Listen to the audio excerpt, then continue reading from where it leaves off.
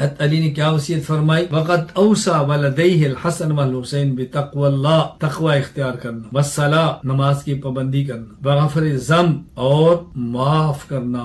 وقظم الغیظ غصے کو پینا، وصلۃ الرحم صلہ رحمی کرنا، والحلم عن الجاہل اور جہلاء سے کنارہ کرنا، درگزر کرنا، والتفقہ فی الدین دین میں تفقہ پیدا کرنا، والتثبت فی الامر ثابت قدم رہنا، والتعاہد للقرآن قرآن کریم کو مضبوطی سے تھامنا، تلاوت کی پابندی، وحسن الجوار پڑوسی کے ساتھ حسن سلوک، والامر بالمعروف نیکی کا حکم، والنہی عن المنکر گناہوں سے روکنا، واجتناب الفواحش گناہوں سے بچنا، ووصاہما بأخیہ محمد ابن الحنفیہ ووصاہ بما وصاہما به ویعظمہما ولا یقطع امرا دونہما، اور بطور خاص اپنے بیٹے محمد بن حنفیہ کو فرمایا ان دونوں کے ساتھ رہنا، اور جو دو یہ کریں وہی تم کرنا، ان سے الگ راستہ اختیار نہ کرنا۔